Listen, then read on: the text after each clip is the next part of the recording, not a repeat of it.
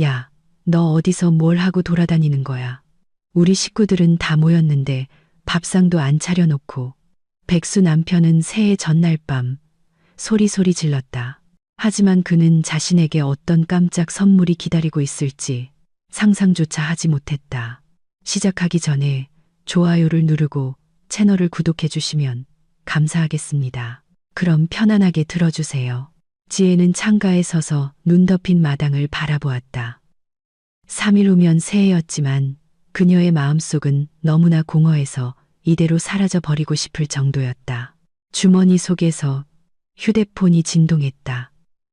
또 민준에게서 온 문자였다. 한우 갈비찜이랑 모둠회 사는 거 잊지 마. 어머니가 좋아하시니까 넉넉하게 사. 그녀는 화면을 보고는 답장 없이 휴대폰을 잠갔다. 지갑에는 12월 월급으로 받은 돈 중 겨우 80만 원이 남아 있었다. 민주는 15명분의 명절상을 차리라고 요구했다. 그의 친척, 그의 친구들을 위한 자리였지만 돈은 언제나처럼 한 푼도 주지 않았다. 15년 전에는 모든 것이 완전히 달랐다. 지혜가 28살이었을 때 공통된 지인의 생일 파티에서 민준을 만났다. 그는 대형 건설 현장의 소장이었고 미래 계획에 대해 자신감 있게 말했으며 비싼 차를 몰았다. 그녀에게는 실패한 첫 결혼과 8살짜리 딸 서연이 있었다. 그녀는 무역회사 격리부에서 일했다. 월급도 괜찮았고 방 하나짜리 작은 아파트도 있었다. 소박하지만 스스로의 힘으로 살아가고 있었다. 민주는 멋지게 구애했다. 직장으로 꽃을 보내고 주말에는 레스토랑에 가고 서연에게 선물을 사주었다. 내가 두 사람 다 책임질게. 그는 지혜의 집 문 앞에서 키스하며 말했다. 그녀는 믿었다. 마침내 기댈 수 있는 든든한 남자를 만났다고. 그렇게 믿고 싶었다. 반년 후 30명 정도의 하객만 모시고 작은 결혼식을 올렸다. 민주는 변두리에 있는 자신의 방세 개짜리 아파트로 이사 오라고 주장했다. 당신 작은 아파트는 뭐하러? 내 집이 더 넓잖아. 서연이 방도 따로 줄 수 있고. 지혜는 동의했다. 그녀의 아파트는 세를 놓았다. 월세는 민준이 가져갔다. 내가 관리비도 내고 당신 딸도 먹여 살리잖아. 이게 공평한 거야. 첫 해는 평온하게 지나갔다. 민주는 일했고 피곤하지만 만족스러운 얼굴로 퇴근했다. 지혜는 요리하고 청소하고 출근하고 서연을 학교에서 데려왔다. 특별한 충격 없이 평범한 결혼 생활이었다. 하지만 그때부터 이미 사소한 것들을 눈치채기 시작했다. 그는 그녀의 직장 생활에 대해 묻지 않았고 그녀가 무엇을 느끼고 무슨 생각을 하는지 관심이 없었다. 그녀가 이야기를 시작하면 그는 휴대폰에 콜을 받고 고개를 끄덕이다가 1분 뒤에 물었다. 저녁 메뉴는 뭐야? 결혼 2년 차에 민주는 직장을 잃었다. 건설 현장이 문을 닫으면서 현장 소장이었던 그도 해고당했다. 괜찮아. 새로 구하면 되지. 그는 그때 그렇게 말했다. 지혜도 걱정하지 않았다. 하지만 한 달, 2달이 지나도록 그는 집에 앉아 TV를 보고 인터넷을 하거나 친구들을 만났다. 일자리를 구하냐는 질문에는 짜증스럽게 대답했다. 지금 경제가 어떤지 안 보여. 불경기라고. 제대로 된 일자리가 없어. 지혜는 계속 일했다. 그녀의 월급으로 세 식구가 살기에는 빠듯했다. 그녀는 민준에게 뭐라도 찾아보는 게 어떻겠냐고 조심스럽게 나매크노라. 그는 폭발했다. 내가 지금 시장에 나가서 푼돈이나 벌라는 거야. 나도 배운 사람이고 경력도 있어. 당신 변덕 때문에 자존심 버릴 순 없지. 결혼 3년 차에 민주는 소파에 완전히 자리를 잡았다. 일자리 찾기는 그만두었다. 집안일을 한다고 말했지만 지혜는 알고 있었다. 그녀가 퇴근하고 돌아오면 싱크대에는 아침에 쓴 그릇이 그대로 쌓여 있었다. 침대는 정리되지 않았고 선반에는 먼지가 가득했다. 피곤해. 머리가 아팠어. 그는 TV 화면에서 눈을 떼지 않고 중얼거렸다. 그녀는 말없이 설거지를 하고 청소를 하고 저녁을 준비했다. 온종일 컴퓨터 앞에 앉아 보고서를 작성하고 온 퇴근길 후에도 말이다. 서연이 11살이었을 때 민주는 지혜 앞에서 처음으로 아이에게 소리쳤다. 딸이 수학 시험에서 85점을 받아왔다. 너 바보야? 내 엄마가 너 먹여 살리려고 저렇게 개처럼 일하는데 넌 공부도 제대로 못해? 그는 성적표에 손가락질하며 소리쳤다. 서연은 울었다. 지혜가 둘 사이에 끼어들었다. 여보, 애잖아요. 누구나 실수할 수 있어요. 그는 그녀에게 돌아섰다. 당신은 끼어들지 마. 당신이 애를 너무 오냐오냐 하니까 저 모양이잖아. 그날 이후 무언가 변했다. 집이 넓었지만 지혜는 집이 비좁게 느껴지기 시작했다. 민주는 모든 지출에 대해 보고를 요구했다. 5만 원 어디다 썼어? 뭐해? 영수증 보여줘. 그녀는 식료품, 서연의 학용품, 생활용품 영수증을 보여주었다. 이딴 쓰레기에 5만 원이나 썼다고. 넌 절약할 줄도 몰라? 그는 소리쳤다. 그러면서도 다음 날이면 담배 사개만 원만, 친구들 만난다며 몇만 원씩 달라고 했다. 결혼 4년 차의 지혜는 그에게 아르바이트라도 해보라고 설득했다. 여보, 인터넷이라도 좀 봐요. 임시직이라도 있을지 모르잖아요. 우리 정말 월급 하나로 힘들어요. 그는 마치 그녀가 수치스러운 제안이라도 한 듯 쳐다보았다. 내가 배달이나 막노동이나 하라는 거야. 사람들이 민준이가 저렇게 됐다고 손가락질하는 꼴을 보라고. 여보, 그런 뜻이 아니에요. 그냥 당신이 날 무시하는 거지. 날 실패자라고 생각하는 거잖아. 말다툼은 밤늦게까지 계속되었다. 그는 그녀가 나쁜 아내라며 자기가 얼마나 대단한지 몰라준다며 소리쳤다. 어쨌든 이 집은 자기 집이니 일하지 않을 권리가 있다고 했다. 지혜는 부엌에서 울었고 서연은 자기 방에서 헤드폰을 낀 채 못 들은 척했다. 그 후로 그녀는 일에 대한 주제를 다시는 꺼내지 않았다. 그녀의 32번째 생일은 평생 잊지 못할 날이 되었다. 서연이 아침 일찍 축하해주며 직접 그린 카드를 선물했다. 지혜는 민준도 기억해주길 바랐다. 그는 점심때가 다 되어서 일어나 부엌으로 와 커피를 탔다. 그녀는 가스레인지 앞에서 그가 가장 좋아하는 김치찌개를 끓이고 있었다. 나 오늘 생일이야. 그녀가 조용히 말했다. 그는 돌아보았다. 아, 맞다. 오늘이었지. 뭐 축하해. 그리고는 TV 앞으로 돌아갔다. 저녁에 그는 봉투 하나를 들고 왔다.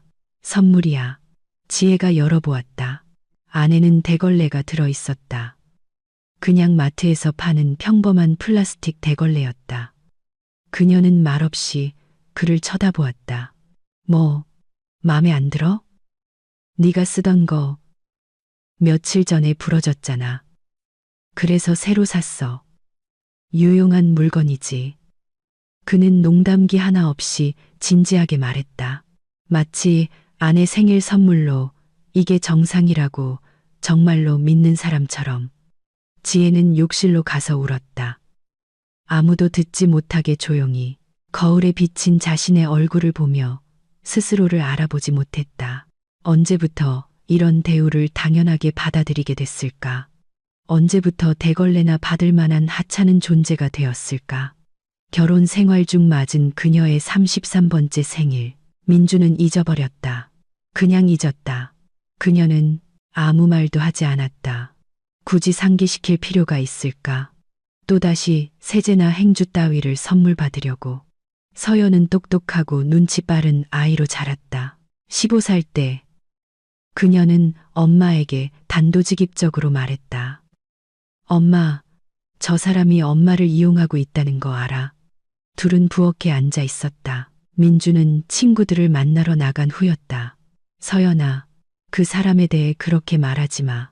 왜? 사실이잖아. 5년 동안 일도 안 하고 엄마는 죽어라 일하는데 저 사람은 소파에 누워서 엄마한테 소리나 지르잖아. 정상이 아니야. 지혜는 대답할 말을 찾지 못했다. 딸의 말이 모두 맞았기 때문이다.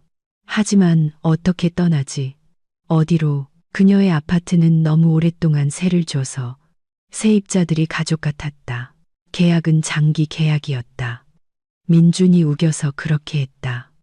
그는 월세를 챙기며 공동의 필요를 위해 저축한다고 말했다. 하지만 한 번은 지혜가 얼마나 모았는지 물었을 때 그는 짜증내며 대답했다. 내가 당신한테 보고까지 해야 해? 우리 가족 돈이고 내가 관리하는 거야. 그가 백수로 지낸 지 6년째 되던 해 집에 새로운 규칙이 생겼다. 민주는 자신이 집에 있으니 이제 자기가 주인이라고 결정했다. 내가 당신 청소하는 거 확인할 거야. 이 집은 질서가 있어야 해. 그는 불만스러운 표정으로 집안을 돌아다니며 선반을 손가락으로 쓸어 먼지가 있는지 확인했다. 먼지 한 톨이라도 발견하면 난리를 쳤다. 너 청소하긴 하는 거야. 아니면 하는 척만 하는 거야. 지혜는 피곤한 몸으로 퇴근해서 저녁을 준비했고 그는 식탁에 앉아 평가했다. 국이 짜네. 고기는 질기고 지난번이 더 맛있었어. 그녀는 침묵했다. 다시 만들고 새로 요리했다. 만약 반박이라도 하면 저녁 내내 싸움이 시작될 것이고 아침에는 출근해야 했기 때문이다. 서연은 17살이 되자 다른 도시로 대학을 갔다. 대학교에 합격해 기숙사를 얻었다. 지혜는 딸이 단지 공부 때문에 도망친 것이 아니라는 것을 알았다. 그 숨 막히는 분위기, 고함 소리, 끊임없는 긴장감으로부터 탈출한 것이었다. 엄마, 나한테 와. 서연이 전화로 말했다. 곧 갈게, 딸. 지혜는 대답했지만 가지 않았다. 계속 미루고 어떻게든 저절로 해결되리라 희망을 품었다. 7년째 되던 해 민주는 그녀에게 별명을 붙여주기 시작했다. 처음에는 친구들 앞에서 농담처럼 얘는 우리 집 식모 지혜야. 소금 간만 잘 맞추면 요리는 꽤 해. 모두가 웃었다. 지혜는 차를 내오며 어색하게 미소 지었다. 그러다 그 별명은 굳어졌다. 어이 식모. 밥 차려. 그는 소파에서 소리쳤다. 식모, 왜 셔츠가 안 다려져 있어? 그의 어머니 박 여사님은 한 달에 한 번씩 오셨다. 그녀의 방문은 매번 시험이었다. 그녀는 아파트 구석구석을 돌아다니며 청결 상태를 확인하고 냉장고를 들여다봤다. 지혜야, 오이가 왜 이렇게 시들었니? 신선한 걸로 사야지. 어머님이야말로 아드님 일자리나 좀 알아보시라고 신경 쓰시는 게 어때요? 한 번은 지혜가 참지 못하고 말했다. 시어머니는 눈을 동그랗게 떴다. 내가 감히 어떻게? 내 아들은 남자야. 일자리 찾느라 지쳐 있다고. 넌 그런 아들을 위해 편안한 환경을 만들어줘야지. 이 대화를 들은 민주는 그 후 일주일 동안 삐져서 반복했다. 네가 우리 엄마를 모욕했어. 네가 무슨 짓을 했는지 알아. 지혜는 시어머니에게 전화로 사과했다. 굴욕적으로 민준의 백수 생활 8년 차는 팬데믹과 겹쳤다. 모두가 집에 머물렀다. 지혜는 재택근무로 전환했다. 그건 지옥이었다. 민주는 계속 옆에서 어슬렁거리며 모니터를 들여다보고 논평했다. 너 거기서 뭐 하는 거야? 웬 숫자들 뿐이냐? 그녀는 이게 복잡한 보고서이며 집중해야 한다고 설명하려 했다. 그는 삐쳤다. 지금 나를 방에서 내쫓는 거야. 내 집 내 방에서. 밤마다 콘서트가 시작되었다. 민주는 낮에 잠을 잤기 때문에 새벽 3, 4시에 잠자리에 들었다. 침실로 들어와 지혜를 깨웠다. 배고파. 뭐 좀 만들어줘. 그녀는 새벽 2시에 일어나 부엌으로 가서 저녁을 데우거나 계란 프라이를 했다. 그가 휴대폰을 보며 음식을 씹는 동안 그녀는 졸음과 싸우며 서 있었다. 맛없네. 자. 그는 한마디 툭 던지고 가버렸다. 그녀는 다시 요리를 시작했다. 아침 7시에는 일어나 출근 준비를 하고 컴퓨터를 켜고 숫자를 맞추고 상사의 전화를 받아야 했다. 민주는 점심때까지 자면서 그녀가 조금이라도 시끄럽게 하면 화를 냈다.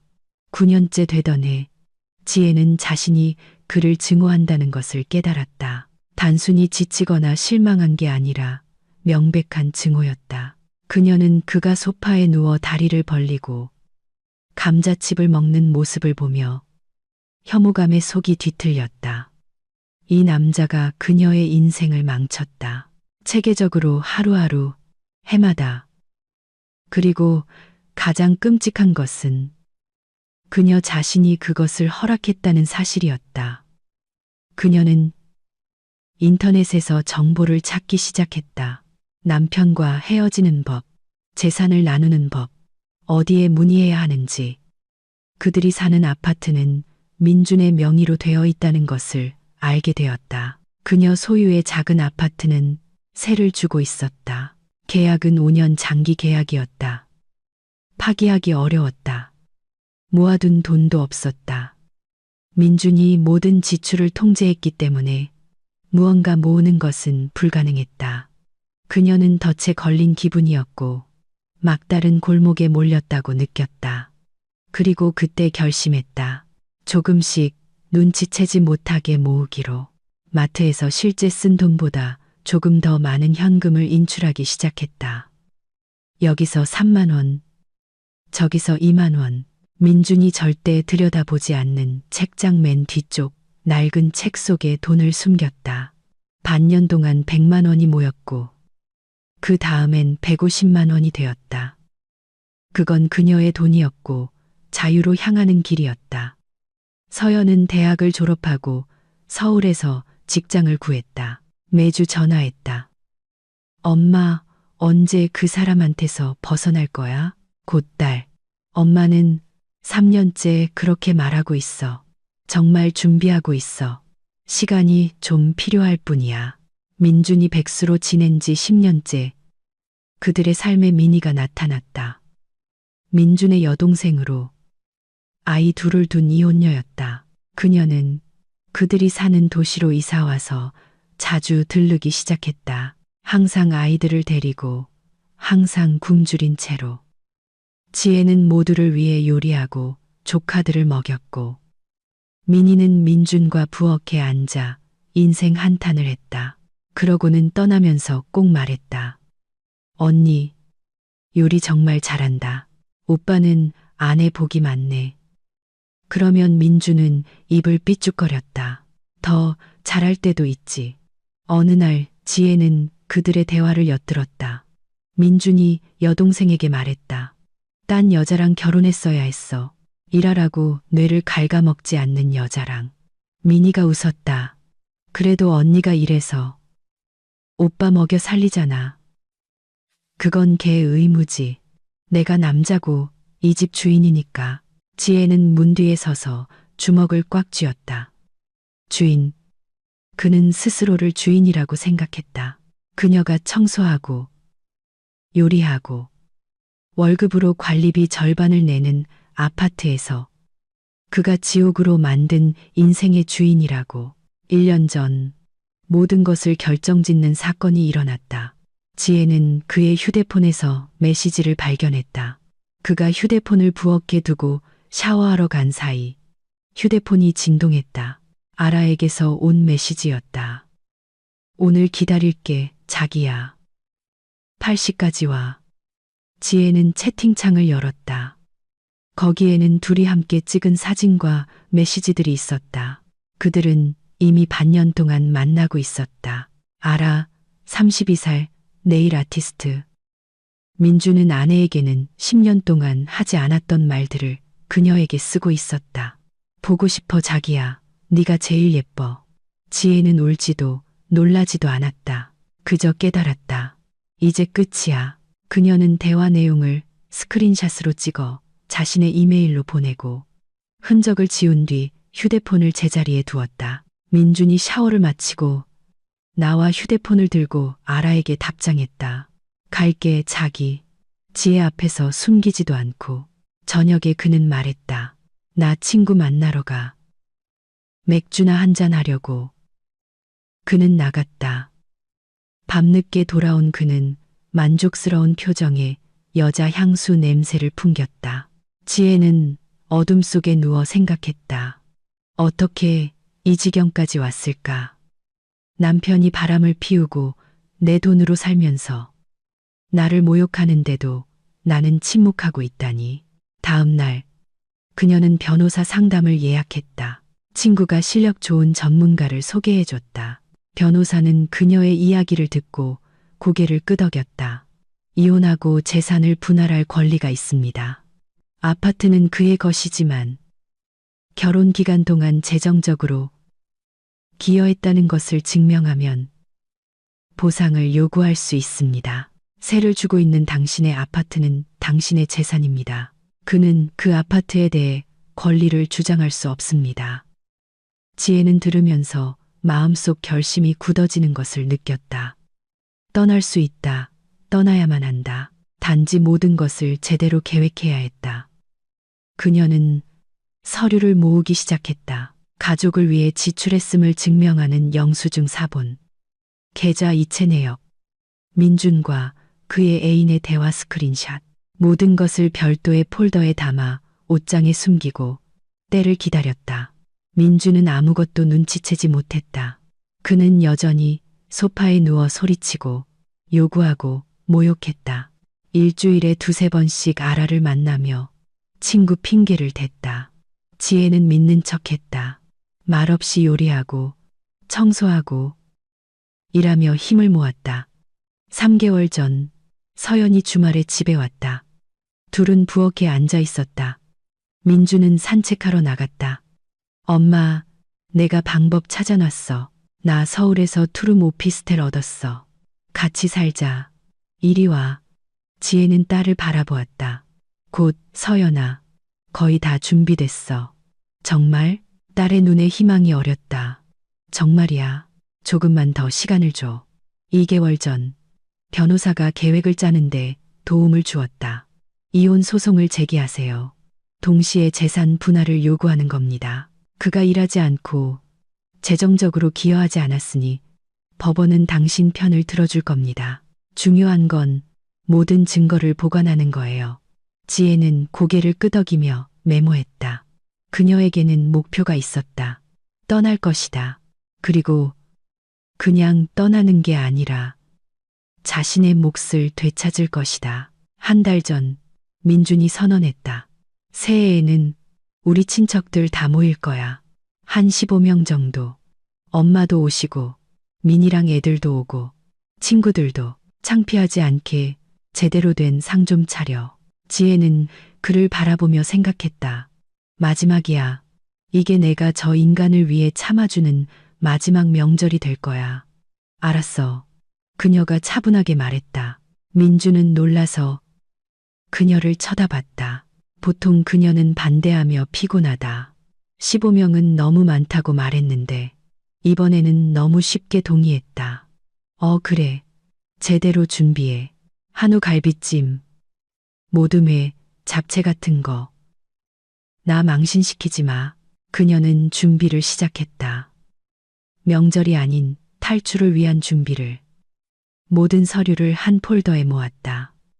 신분증, 혼인관계, 증명서, 자신의 아파트 등기부 등본, 가방에 가장 필요한 짐을 쌌다. 민준이 들여다보지 않는 창고에 가방을 숨겼다.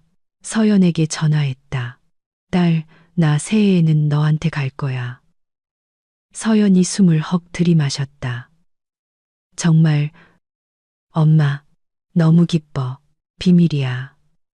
아무한테도 말하면 안 돼. 12월 마지막 3주는 지혜에게 마치 안개 속 같았다. 출근하고 퇴근하고 저녁을 준비했다. 민주는 요구하고 소리치고 트집을 잡았다. 그녀는 침묵했다. 마지막 며칠이라는 것을 알았기 때문이다. 곧 그녀는 자유로워질 것이다. 12월 28일, 민주는 그녀에게 3장짜리 장보기 목록을 주었다. 자, 이거 다 사와. 그리고 새우 사는 거 잊지 마. 어머니가 좋아하시니까. 지혜는 목록을 받아 들고 계산했다. 40만 원은 좋게 나올 것 같았다. 여보, 장볼 돈 좀 줘요. 그는 정신 나간 사람 보듯 그녀를 쳐다봤다. 당신 월급 있잖아. 그걸로 써. 하지만 당신 손님들이잖아요. 그래서 뭐? 넌 내 아내야. 집안을 책임져야지. 아니면 나쁜 주부인 거야? 그녀는 더 이상 다투지 않고 자신의 월급에서 남은 80만 원을 가지고 마트로 갔다. 가장 저렴한 것들만 샀다. 분홍 소시지 한 덩이, 마요네즈, 샐러드용 채소 몇 가지, 갈비찜용 고기나 회는 사지 않았다. 새우도 마찬가지였다. 돈이 없었고 앞으로도 없을 것이다. 저녁에 장 본 것을 식탁에 늘어놓았다. 민준이 와서 보았다. 갈비랑 회는 어디 있어? 돈이 모자랐어. 뭐? 모자랐다고. 내가 사라고 했잖아. 80만 원밖에 없었어요. 살 수 있는 것만 샀다고요. 그는 봉지를 잡아 바닥에 내동댕이 쳤다. 지금 장난해? 내 손님들이 오는데 너는 이 소시지 쪼가리나 내놓을 셈이야? 지혜는 말없이 봉지를 주어 냉장고에 음식을 넣었다. 갈비랑 회를 원하면 돈을 줘요. 그럼 사올게. 민주는 분노로 숨이 막혔다. 내가 왜 줘야 해? 그건 내 일이야. 그럼 있는 걸로 하는 수밖에. 그는 1시간 더 소리치다 문을 쾅 닫고 나가버렸다. 밤늦게 술에 취해 돌아와 침대에 쓰러졌다. 지혜는 옆에 누워 어둠 속에서 미소 지었다. 이틀만 더. 이틀만 지나면 그녀는 자유다. 12월 29일. 민주는 침울하게 돌아다니며 어머니에게 전화해 불평했다. 제가 제대로 된 음식도 못 사요. 완전 망신당하게 생겼어요. 저녁에 그는 지혜에게 말했다. 알아들어. 내일 하루 종일 요리해서 저녁 7시까지 상 다 차려놔. 알았어.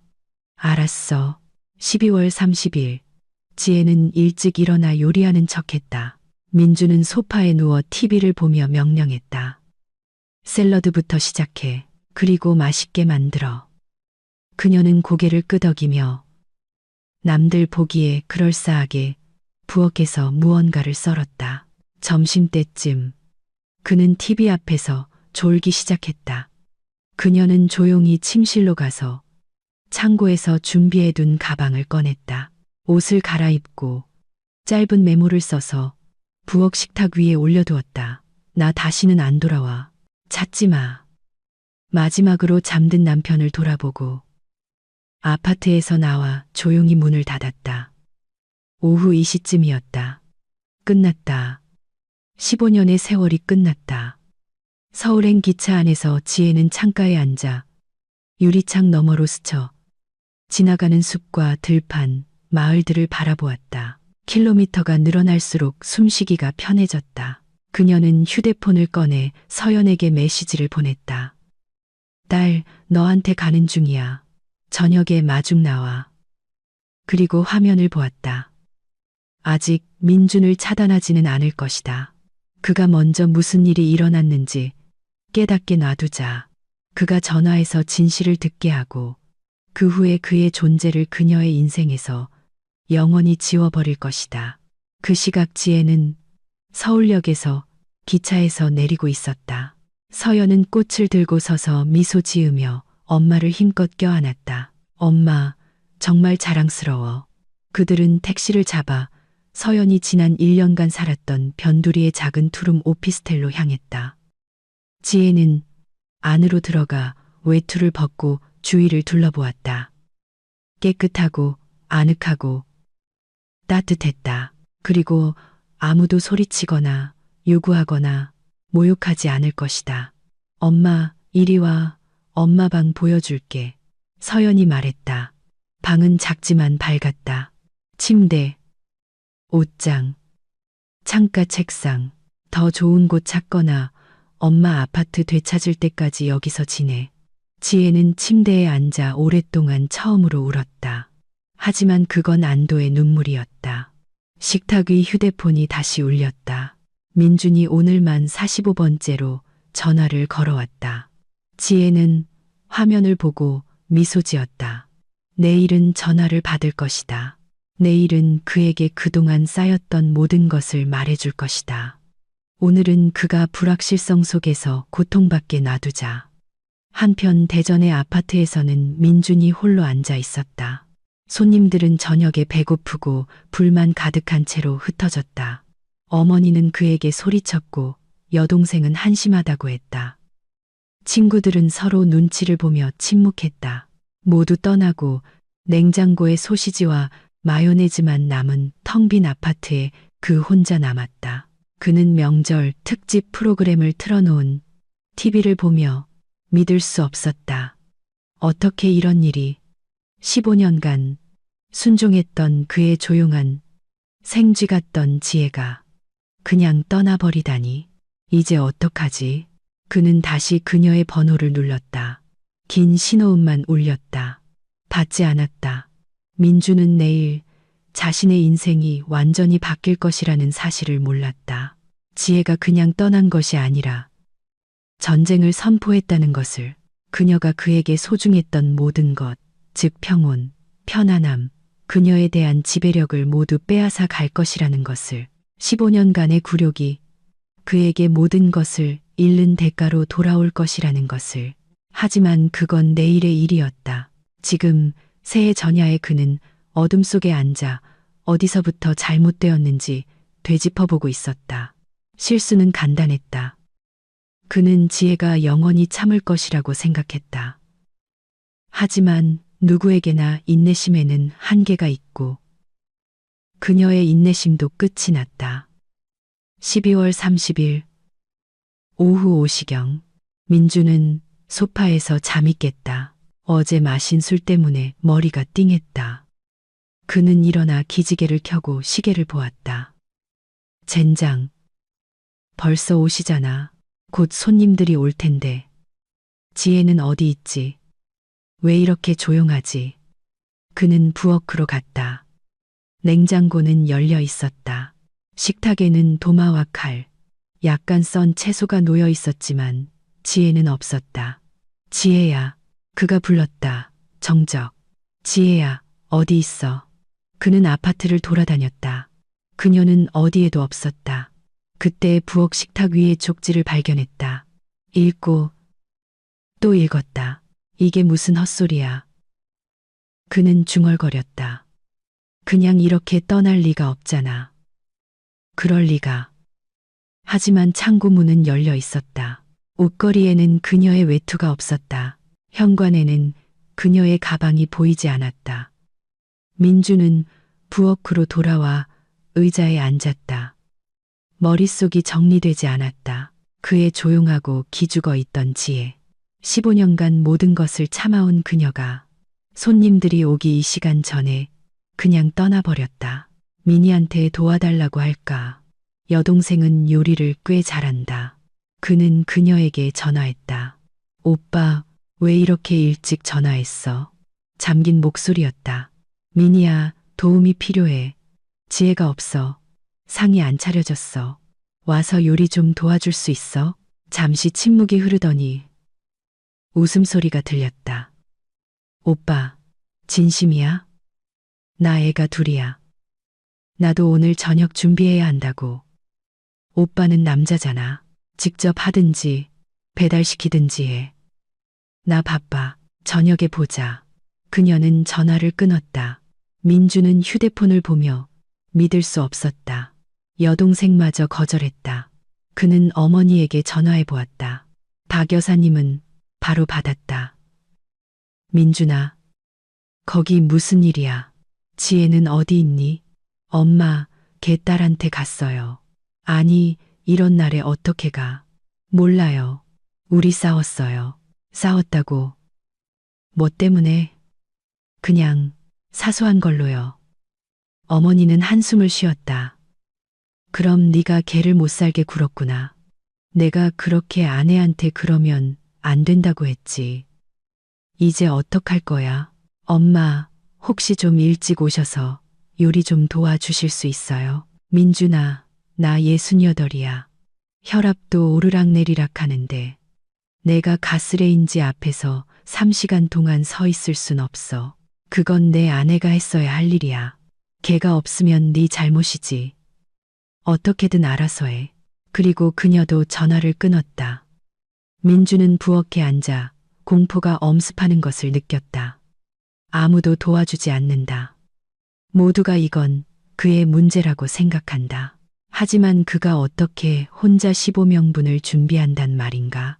그는 요리를 해본 적이 없었다. 단 한 번도.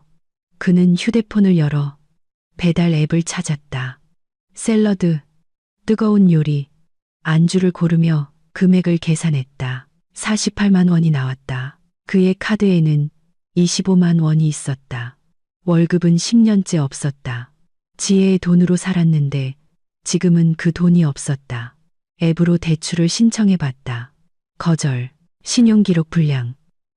오랫동안 무직. 민주는 휴대폰을 식탁에 내던지고 얼굴을 감쌌다. 어떡하지? 대체 어떻게 해야 하지?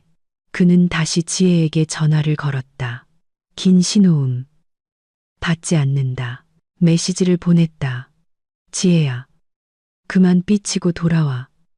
우리 얘기 좀 하자. 메시지는 전송되었지만 읽지 않았다. 또 하나, 네가 화난 건 알지만 손님들이 오잖아. 그 사람들을 이렇게 난처하게 만들 순 없잖아. 전송됨. 읽지 않음. 그는 냉장고를 보았다. 어제 산 소시지, 마요네즈, 채소가 조금 있었다. 명절 음식이라고는 할 수 없는 것들이었다. 이 시간 안에 그는 아무것도 준비하지 못할 것이다. 설령하고 싶어도 그는 요리할 줄 몰랐다. 한 번도 해본 적이 없었다. 수년 만에 처음으로 민주는 무력감을 느꼈다. 항상 명령하고 항상 요구하던 그가 갑자기 해결할 수 없는 문제 앞에 홀로 남겨졌다. 그리고 탓할 사람도 없었다. 자신 외에는. 그는 식당에 전화를 걸기 시작했다. 혹시 완성된 음식이라도 주문할 수 있을까 해서. 안녕하세요. 오늘 저녁 15명분 잔치 음식을 주문할 수 있을까요? 오늘요. 새해잖아요. 한 달 전부터 예약이 꽉 찼는데요. 정말 급해서요. 죄송하지만 도와드릴 수 없습니다. 그는 5군데의 식당에 전화했지만 모두 같은 대답이었다. 예약 마감. 주문은 12월 25일까지 받았다. 마지막 순간에 요리해줄 곳은 아무데도 없었다. 민주는 소파에 앉아 눈을 감았다. 실패, 완전한 실패.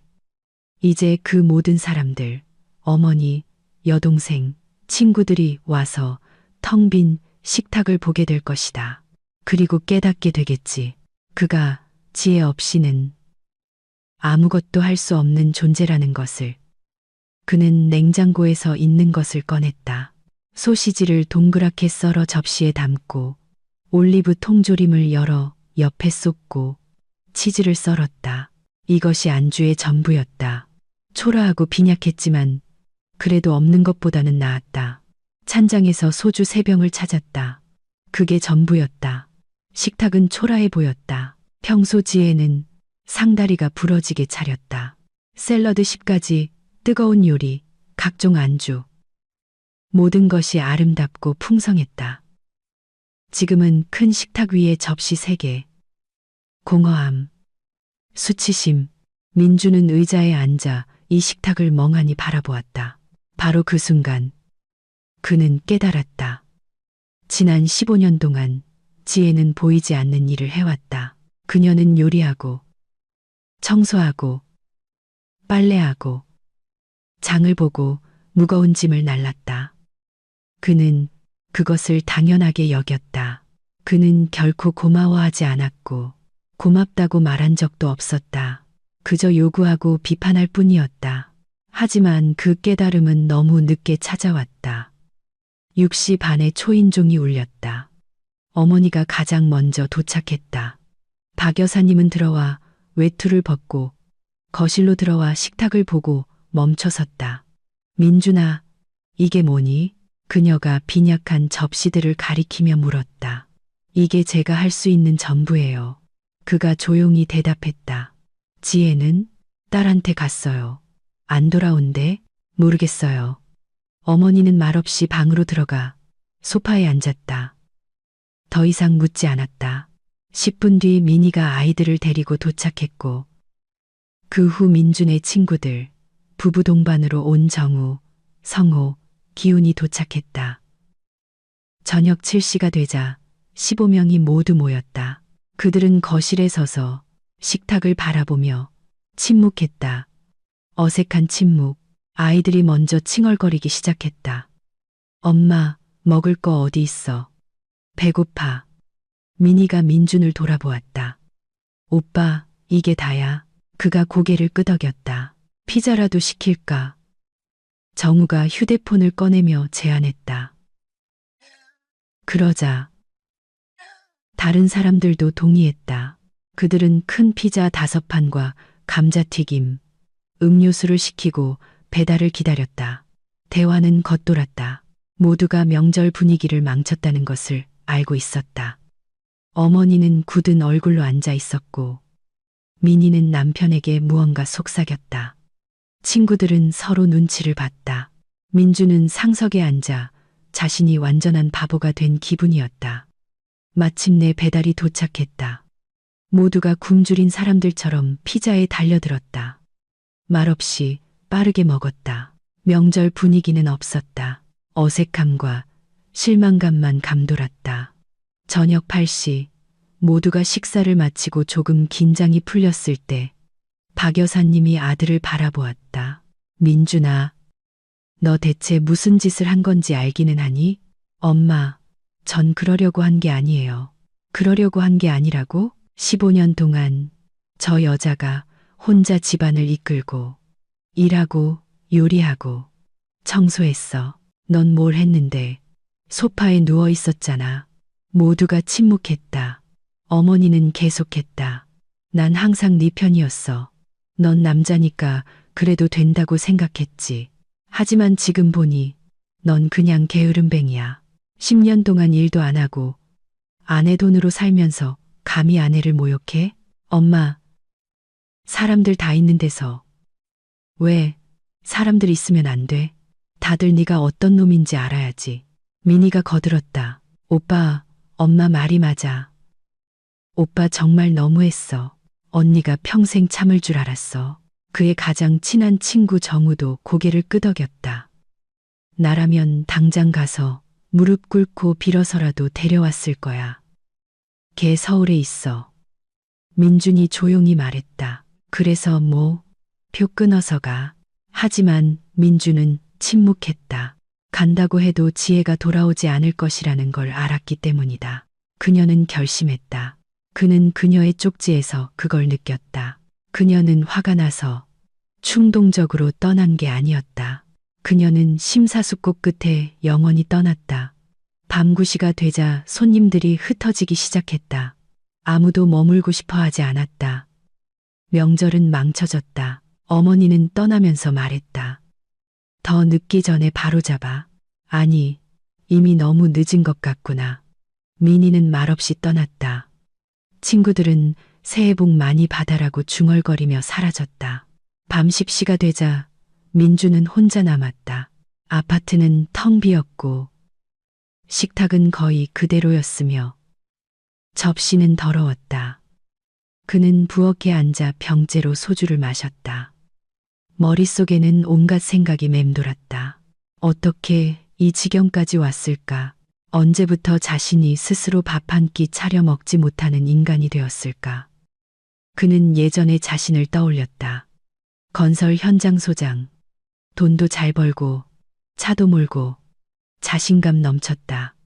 그러다 직장을 잃고 새로 구하는 대신 긴장을 풀기 시작했다. 처음엔 한 달 쉬었고 그 다음엔 반년. 그러다 지혜가 버는데 굳이 힘들게 일할 필요가 있나 생각하게 됐다. 해를 거듭할수록 그는 더 깊은 나락으로 빠져들었고 모두가 경멸하는 인간, 즉 게으름뱅이, 심지어 어머니조차 존중하지 않는 사람이 되어갔다. 지혜는 참았다. 오랫동안, 너무나 오랫동안 참았다. 그는 그것에 익숙해졌고 그녀를 자신의 하녀처럼 여기기 시작했다. 그녀가 감정과 자존심을 가진 살아있는 사람이라는 것을 잊었다. 지금 이 텅 빈 아파트에 홀로 앉아 민주는 10년 만에 처음으로 수치심을 느꼈다. 타는 듯하고 고통스러운 수치심을. 십시반에 그는 다시 그녀의 번호를 눌렀다. 긴 신호음 받지 않는다. 그는 메시지를 보냈다. 지혜야, 미안해. 내가 잘못했다는 걸 깨달았어. 우리 얘기 좀 하자. 전송됨. 읽음. 하지만 답장은 없었다. 또 다른 메시지. 나 변할게. 일도 찾고 도울게. 제발 돌아와줘. 읽음. 침묵. 그리고 또 제발 뭐라도 답장 좀 해줘. 침묵하지 마. 읽음. 아무것도. 민주는 휴대폰을 식탁에 내던졌다. 그녀는 읽고 있지만 답장하지 않는다. 이건 읽지 않는 것보다 더 나빴다. 일부러 무시하고 있다는 뜻이다. 그가 그녀에게 더 이상 아무 의미도 없다는 것을 보여주는 것이다. 밤 11시 그는 참지 못하고 다시 전화를 걸었다. 그리고 이번에는 긴 신호음 5번 만에 그녀가 전화를 받았다. 여보세요. 지혜의 차분한 목소리. 너무나 차분해서 민주는 화가 치밀었다. 자기 인생이 무너지고 있는데 어떻게 저렇게 평온할 수 있지? 야, 너 어디서 뭘 하고 돌아다니는 거야? 이 멍청한 개. 그가 수화기에 대고 소리쳤다. 하루 종일 쌓였던 감정이 그 고함에 터져 나왔다. 우리 식구들은 다 모였는데 밥상도 안 차려놓고 네가 지금 무슨 짓을 했는지 생각은 하는 거야. 명절 다 망쳤다고. 엄마도 나한테 소리치고 여동생도 친구들도 다들 나를 비난했어. 너 때문에 내가 바보가 됐다고. 상대편에서는 침묵. 민주는 계속 소리쳤다. 넌 여기 있었어야 했어. 그게 네 일이야. 상 차리고 요리하는 거.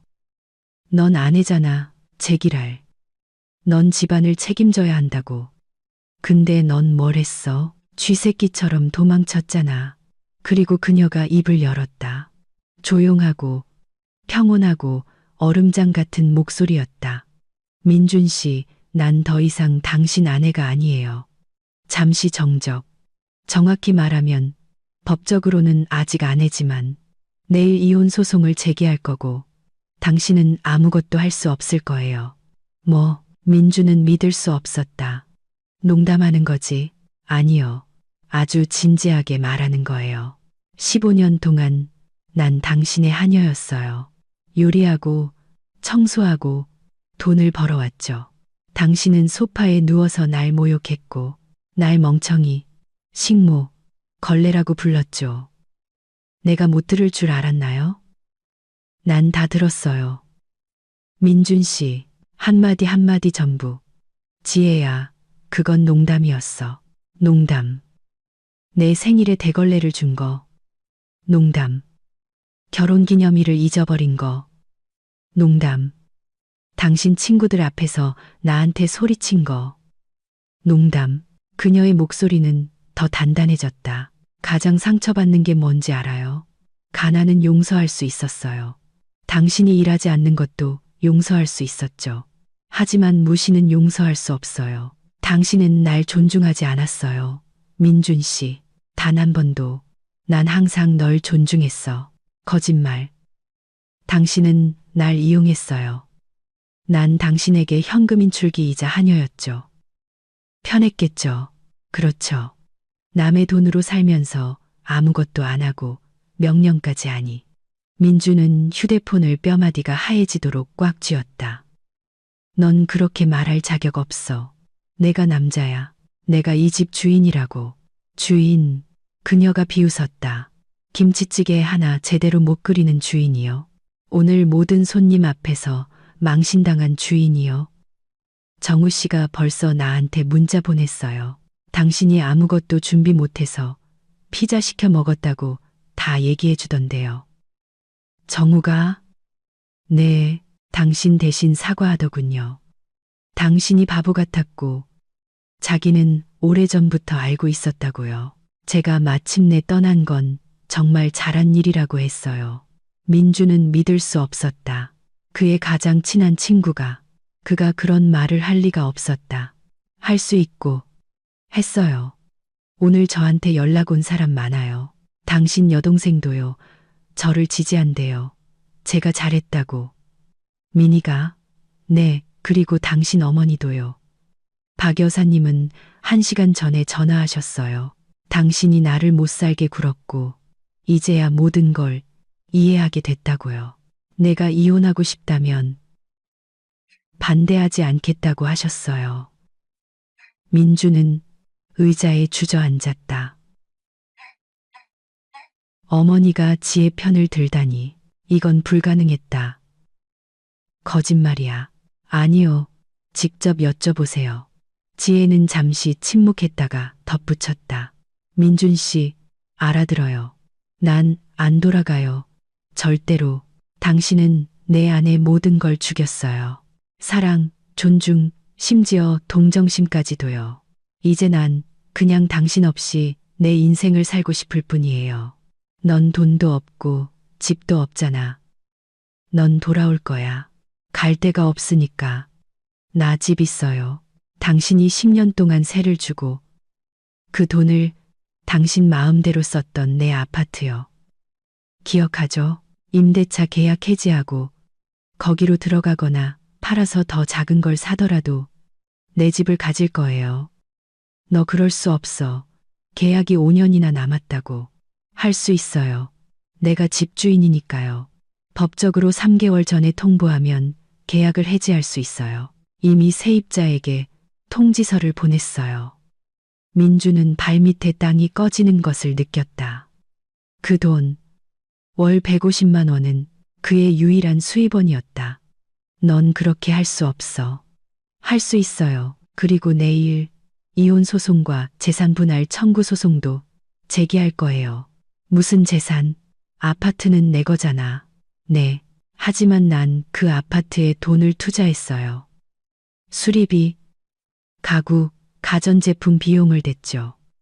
영수증 전부 가지고 있어요. 보상을 요구할 거예요. 무슨 보상? 내가 산 것들 가치의 절반이요.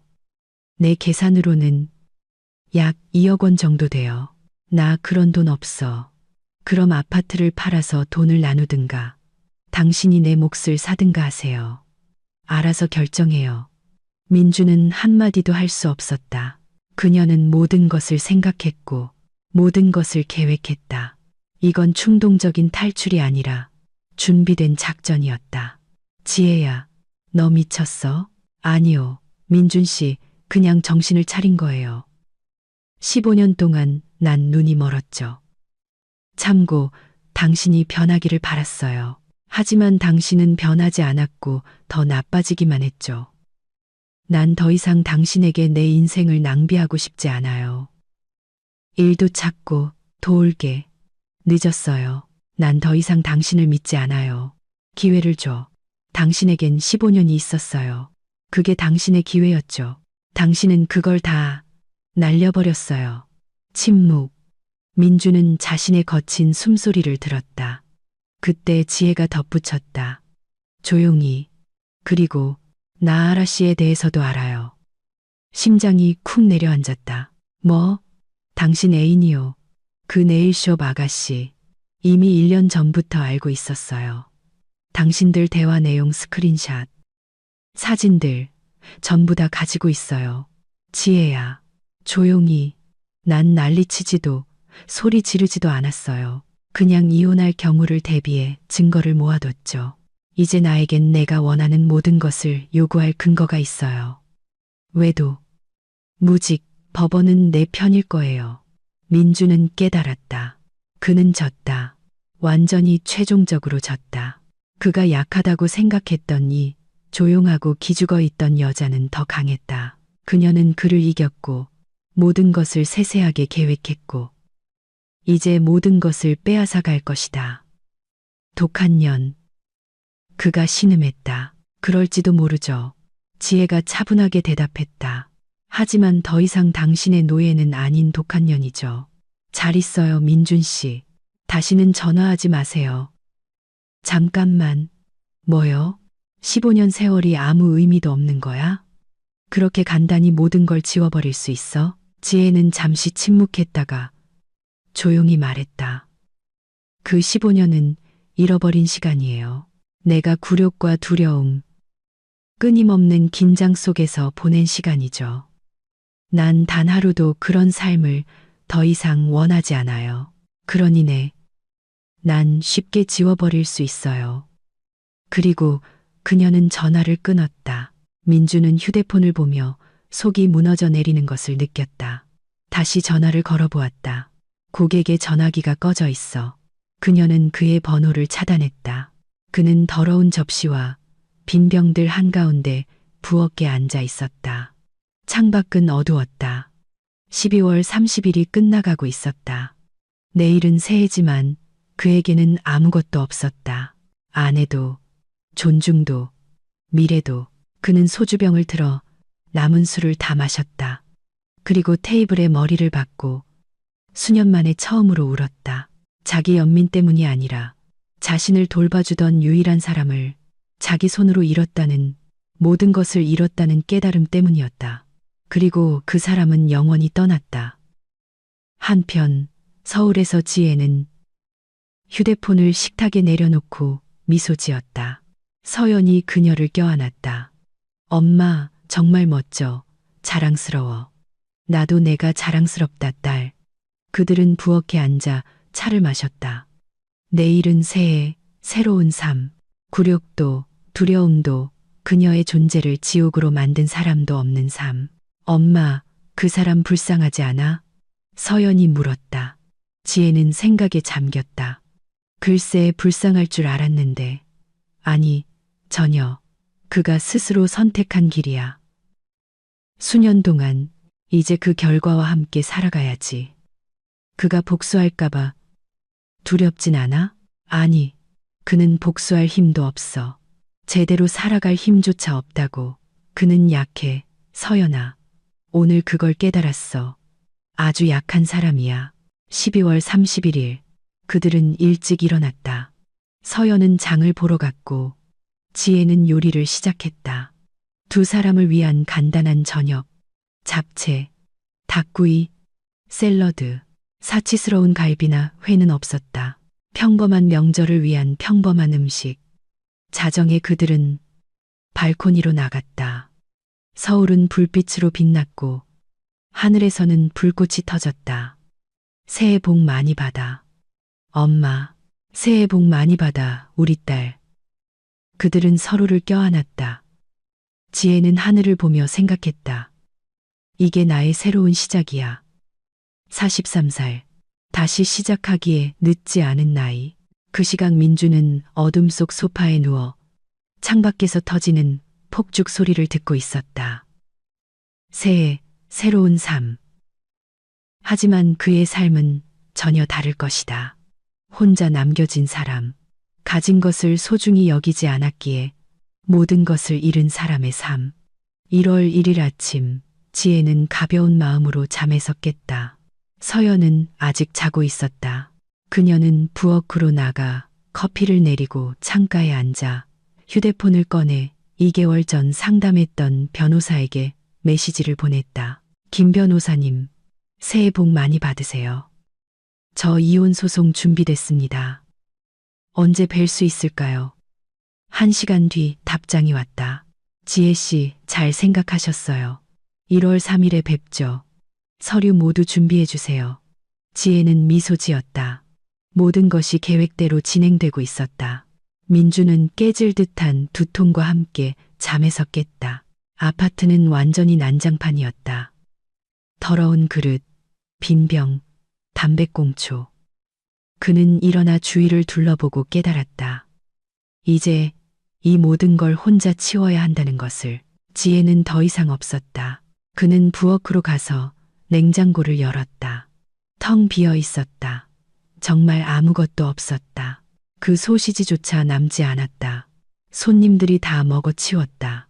마트에 가야 했다. 하지만 가고 싶지 않았다. 그냥 누워서 일어나고 싶지 않았다. 휴대폰이 진동했다. 어머니에게서 온 메시지였다. 민준아, 나 진심이야. 상황을 바로잡고 싶으면 행동을 시작해. 일자리를 찾아. 뭐라도 하라고. 계속 소파에 누워 있으면 난 더 이상 내 엄마가 아니야. 그는 읽고 휴대폰을 식탁에 던졌다. 미니에게서 또 다른 메시지가 왔다. 오빠, 언니 말이 맞아. 오빠가 언니를 그렇게 만들었어. 서운해하지 마. 이건 사실이야. 오빠는 완전히 다른 사람이 됐어. 내가 기억하는 그 사람이 아니라고. 그녀마저 등을 돌렸다. 그는 혼자 남았다. 완전히 혼자. 아내도, 가족의 지지도, 친구도 없이 오직 그와 텅 빈 아파트뿐이었다. 민주는 바닥에 앉아 머리를 감쌌다.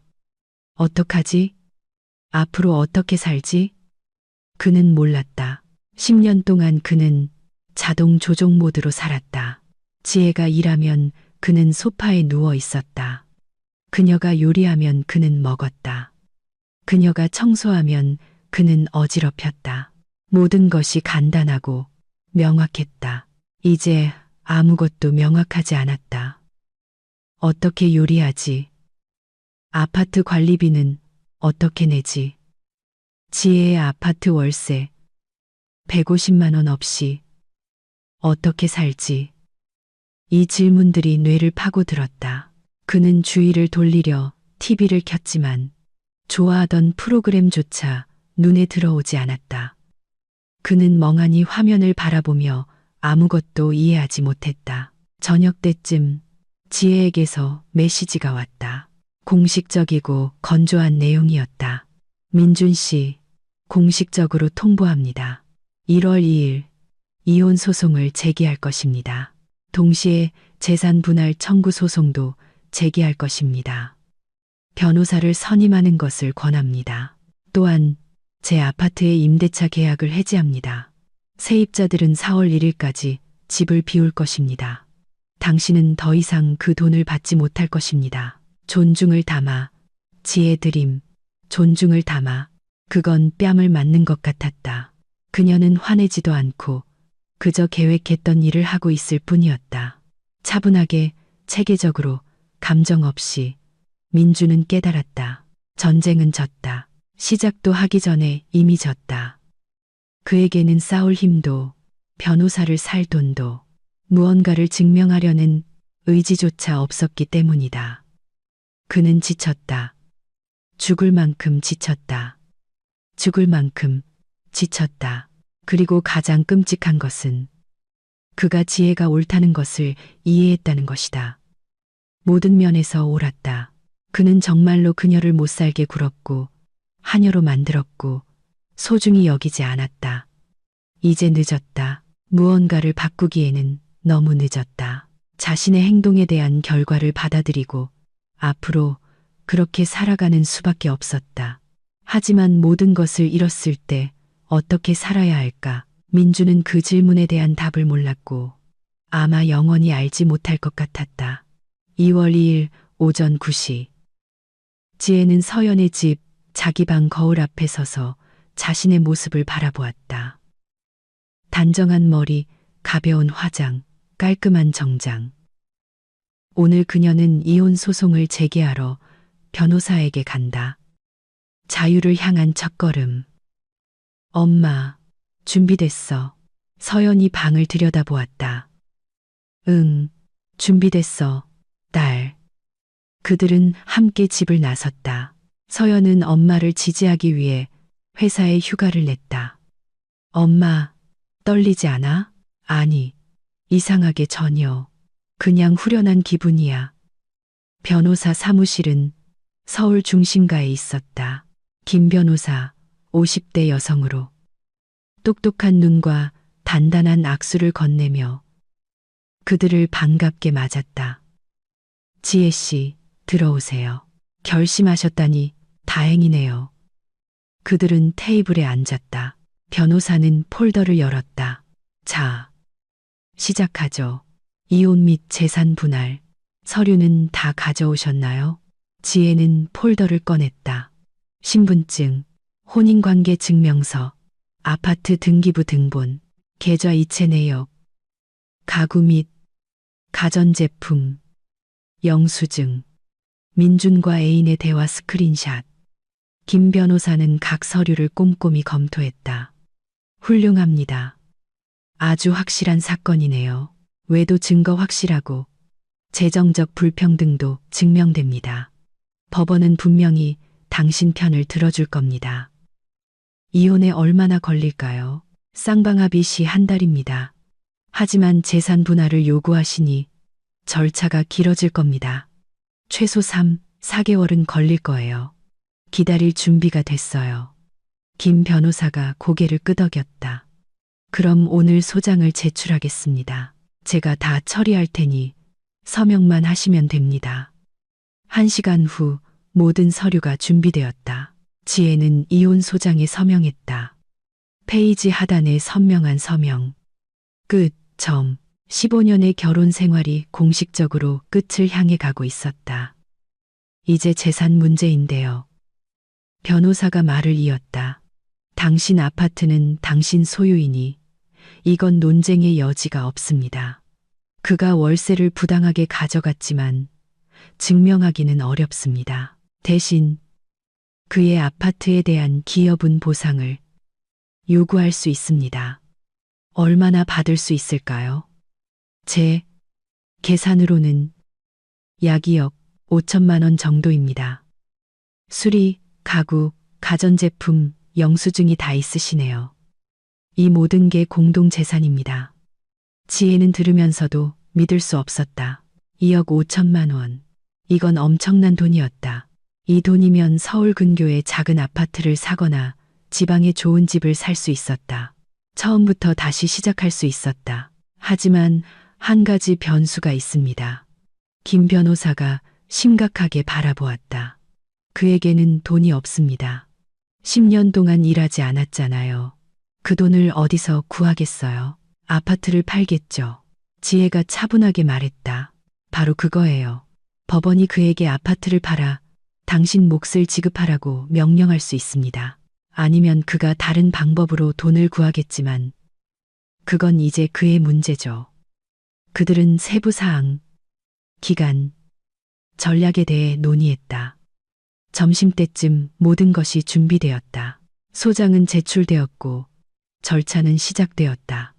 사법의 톱니바퀴가 움직이기 시작했다. 지혜 씨, 마지막 질문입니다.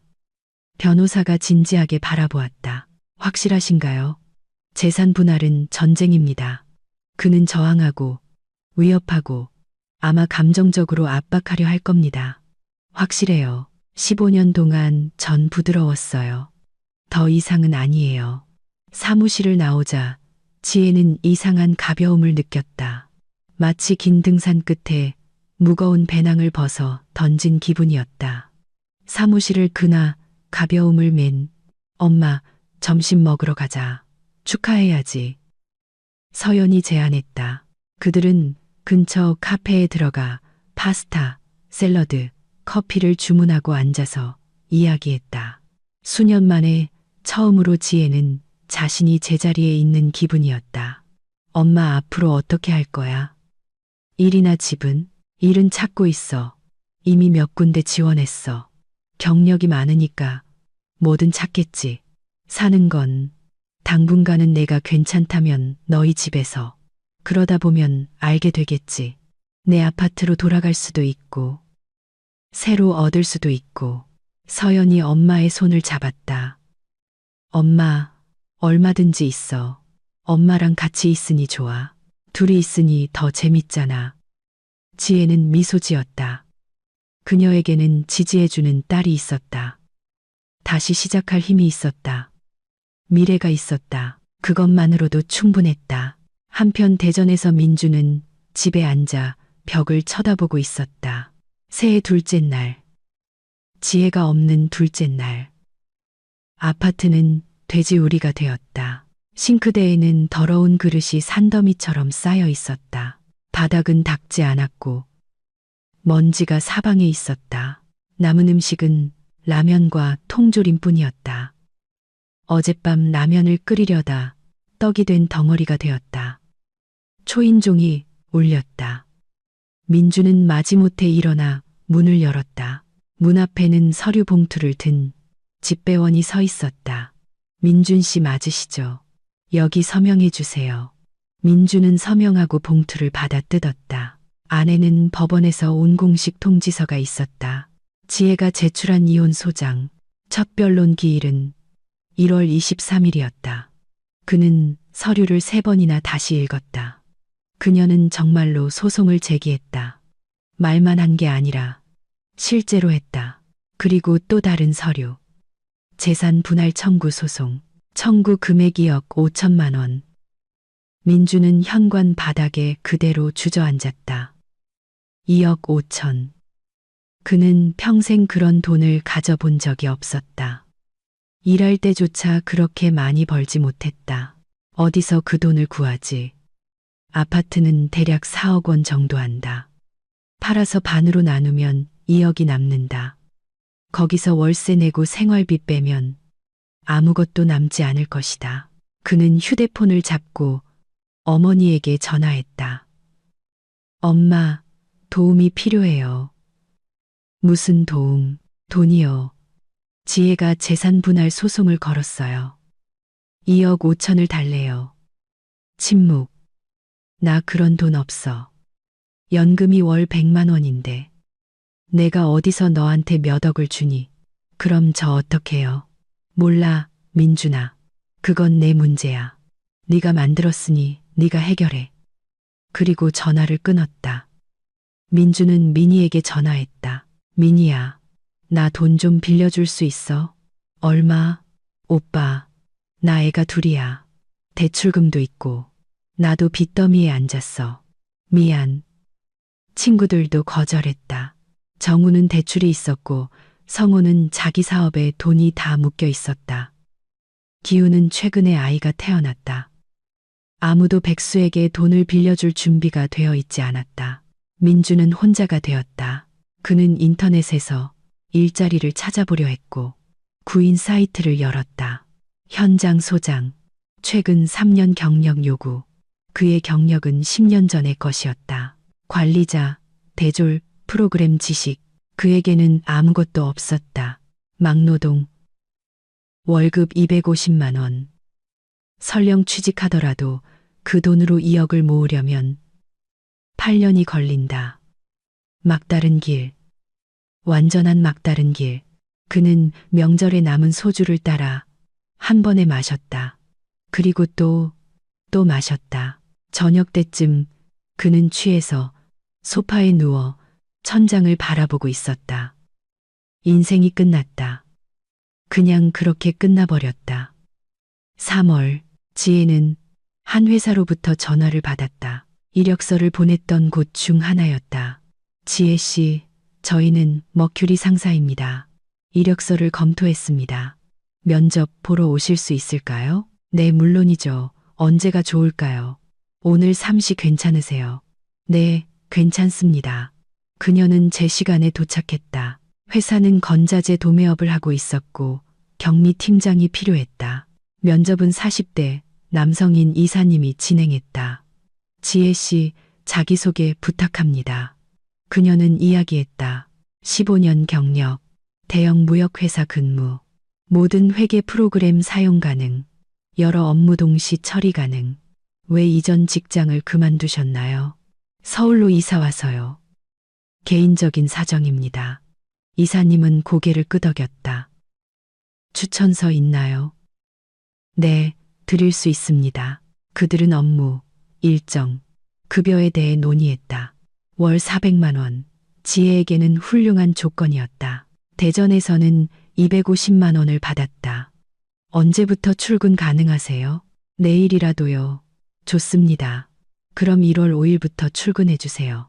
서류 작업은 첫날 다 처리하죠.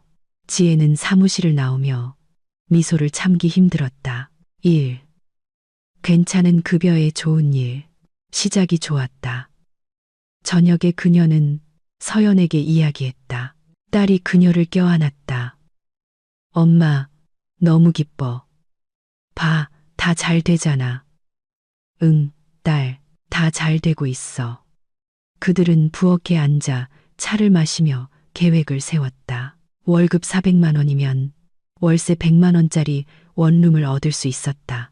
생활비로 300만 원이 남았다. 충분하고도 남았다. 엄마, 떠나온 거 후회 안 해? 서연아, 단 1초도 후회 안 해.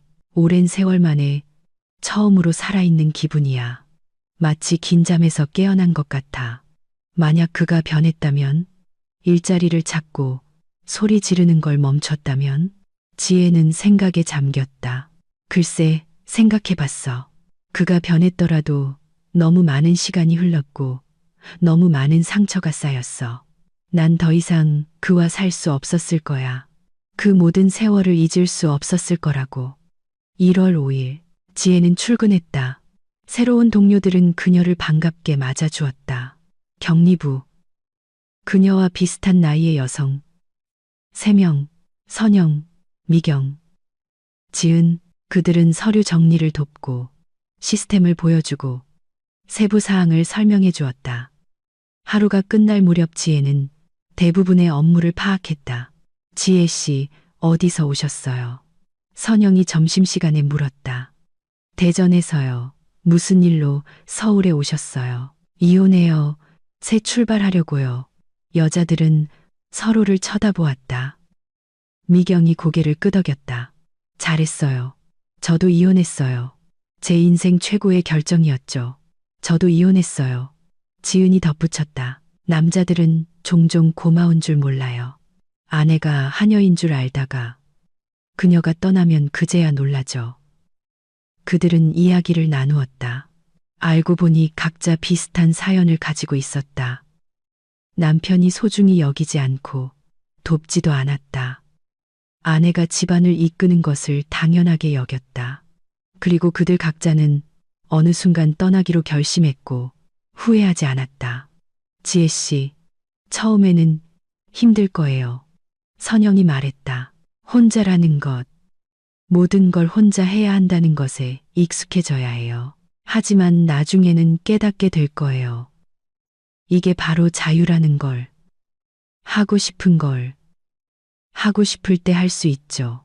아무도 소리치거나 요구하거나 모욕하지 않아요. 지혜는 들으며 고개를 끄덕였다. 그렇다. 바로 그녀가 느끼는 것, 자유였다. 날이 갈수록 일에 빠져들었다. 지혜는 보고서와 숫자에 몰두하며 사업의 미묘한 차이를 파악했다. 이사님이 칭찬했다. 지혜 씨, 이해가 빠르시네요. 만족스럽습니다. 동료들도 그녀를 받아들여 함께 점심을 먹고 수다를 떨고 가끔 퇴근 후 카페에 들렀다. 삶은 천천히, 하지만 확실하게 제자리를 찾아가고 있었다. 지혜는 아파트를 알아보기 시작했다. 광고를 보고 집을 보러 다녔다. 아늑하고 작지만 자신만의 공간을 원했다. 딸이 괜찮다고 해도 계속 얹혀 살고 싶지는 않았다. 1월 10일 변호사에게서 전화가 왔다. 지혜 씨, 소식입니다. 민준 씨가 변호사를 선임했어요. 보상 금액에 대해 다툴 모양입니다. 그게 무슨 뜻이죠? 사건이 길어질 거라는 뜻입니다. 그는 당신이 아파트에 돈을 투자하지 않았거나 더 적게 투자했다고 증명하려 할 겁니다. 하지만 우리에겐 모든 영수증이 있으니 우리가 이길 겁니다. 시간이 얼마나 더 걸릴까요? 한두 달 더요? 전체적으로 5월까지는 모든 게 끝날 겁니다. 지혜는 한숨을 쉬었다. 괜찮다. 기다릴 것이다. 중요한 것은 절차가 진행 중이라는 것이다. 민준이 아무리 저항해도 어차피 질 것이다. 민주는 정말로 변호사를 선임했다. 지인을 통해 소개받은 저렴한 변호사였다. 박 변호사, 은퇴 후 간단한 사건들로 부업을 하는 분이었다. 사건을 맡는데 500만 원을 받았다. 민주는 그 돈을 정우에게 반드시 갚겠다는 약속을 하고 빌렸다. 민준 씨, 사건이 복잡합니다. 변호사가 서류를 검토한 후 말했다. 아내분께서는 확실한 증거를 가지고 있습니다. 영수증, 이체 내역, 증인들, 반박하기 어렵지만 시도는 해보겠습니다. 시도는 해보겠지만 승산은 거의 없습니다. 돈을 지불할 준비를 하세요. 민주는 변호사가 옳다는 것을 알았지만 마지막 희망에 매달렸다. 혹시 법원이 불쌍히 여겨 금액을 줄여줄지도 모른다고. 그는 일자리를 찾으려 수십 군데에 지원했지만 모두 거절당했다. 10년의 공백, 이력서에 거대한 구멍. 아무도 그런 사람을 고용하고 싶어 하지 않았다. 최신 경력이 없으시네요. 면접에서 들은 말이었다. 저희는 더 적극적인 인재를 찾고 있습니다. 적극적인. 10년 동안 소파에 누워있던 그를 비활동적이라고 부르다니. 참으로 아이러니했다. 1월 중순이 되자 돈이 완전히 떨어졌고 음식도 다 떨어졌다. 민주는 마트에 가서 가장 싼 것들만 담았다. 빵, 계란, 소시지, 라면. 계산대에서 12영원이 나왔다. 카드에는 8영원이 남아 있었다. 뭐 하나 빼셔야겠어요. 계산원이 말했다. 그는 소시지를 뺐다. 결제가 되었다. 그는 봉지 2개를 들고 나오며 굴욕감을 느꼈다. 수년 만에 처음 느끼는 진짜 굴욕이었다. 예전에는 지혜가 가득 찬 봉지를 들고 왔고 그는 그게 얼마인지 생각조차 하지 않았다. 이제 그는 한 푼 한 푼 계산하는 것이 어떤 기분인지 몸소 느꼈다. 1월 23일 첫 변론 기일. 민주는 법원에 도착했다. 지혜는 이미 와 있었다. 복도 벤치에 차분하고 침착하게 앉아 있었다. 옆에는 변호사 김 변호사가 있었다. 민준이 다가가 말을 걸려 했다. 지혜가 고개를 들었다. 민준 씨, 우리 할 얘기 없어요. 법정에서 다 하죠. 그녀의 목소리는 차가웠다. 화나거나 억울한 게 아니라 그냥 차가웠다. 마치 낯선 사람을 보는 듯 했다. 민주는 물러나 다른 벤치에 앉았다. 박 변호사는 옆에서 서류를 뒤적이고 있었다. 그들은 법정으로 불려 들어갔다. 50대 여성 판사, 엄격한 표정의 안경을 쓰고 있었고 서기, 법정 경위가 있었다. 영화에서 보던 그대로였다. 판사가 낭독했다. 사건 번호, 이혼 및 재산 분할, 양측이 이혼에 동의하는지 물었다. 지혜, 동의합니다. 민주는 머뭇거리다. 동의합니다. 재산 분쟁이 있습니까? 네. 김 변호사가 대답했다. 제 의뢰인은 피고의 부동산에 대한 기여분 보상을 요구합니다. 금액은 2억 5천만 원입니다. 근거는 수리, 가구, 가전제품 영수증 등 모두 공동 형성 재산입니다. 그녀는 판사에게 서류 폴더를 건넸다. 판사는 10분 정도 서류를 검토한 후 민준을 보았다. 이해 있습니까? 박 변호사가 일어섰다. 재판장님, 제 의뢰인은 금액이 과다하다고 주장하며 이의를 제기합니다. 어떤 근거로요? 일부 구매는 원고의 돈뿐만 아니라 공동자금으로 이루어졌다는 근거입니다. 판사가 고개를 끄덕였다. 증거 있습니까? 박 변호사는 머뭇거렸다. 증거라고 할 만한 것은 없습니다만 그렇다면 이의는 받아들여지지 않습니다. 다음 변론 기일을 2월 12일로 지정합니다. 양측은 추가 자료를 제출할 수 있습니다. 재판을 마칩니다. 복도로 나왔다. 민주는 지혜를 따라잡으려 했다. 지혜야, 잠깐만. 그녀가 멈춰서서 돌아보았다. 뭐요? 우리 합의하면 안 될까? 소송 없이. 나 2억 5천은 못 줘. 좀 깎아주라. 지혜는 그를 오랫동안 쳐다보았다. 민준 씨, 당신은 10년 동안 내 돈으로 살았어요. 15년 동안 나 혼자 집안을 이끌었고요. 그게 아무 가치도 없다고 생각해요? 알아. 하지만 당신은 아무것도 몰라요. 아직도 모르고 있어. 이 돈은 내 권리예요. 법적으로 난 모든 재산 가치의 절반을 요구할 수 있어요. 아파트가 4억이니까 2억을 요구할 수도 있었겠죠. 하지만 난 내 기여분에 대한 보상만 요구하는 거예요. 이게 공정한 거죠. 내가 그 돈을 어디서 구해? 아파트를 팔든, 일을 찾든, 친척한테 빌리든, 그건 내 문제가 아니에요. 그리고 그녀는 가버렸다. 김 변호사는 그에게 작별 인사를 하듯 고개를 까딱하고 의뢰인을 따라갔다. 민주는 법원 복도에 서서 무너져 내리는 기분이었다. 박 변호사가 다가왔다. 민준 씨, 제가 솔직히 경고했죠. 패소할 사건입니다. 돈 낼 준비하세요. 만약 못 내면요? 그럼 집행관이 재산을 압류하고 아파트를 강제 매각할 겁니다. 집도 없이 남게 될 거예요. 집도 없이. 그는 비닐봉지에 짐을 싼 채 길거리에 나앉은 자신을 상상했다. 47살의 노숙자라니. 이건 불가능했다. 그럴 리 없었다. 하지만 그럴 수 있었다. 법의 기계는 누구도 봐주지 않았다. 법원이 그에게 2억 5천을 갚으라고 판결하면 그는 갚아야 했다. 그에게 돈이 있든 없든 상관없었다. 민주는 집에 돌아와 컴퓨터를 켜고 부동산 매매 사이트를 열어 아파트를 내놓았다. 4억 원. 혹시라도 누가 살까 해서. 이틀 뒤부터 전화가 오기 시작했다. 구매자들이 와서 보고는 집이 어수선하다며 얼굴을 찌푸렸다. 왜 이렇게 더러워요? 혼자 살아서 청소할 시간이 없네요.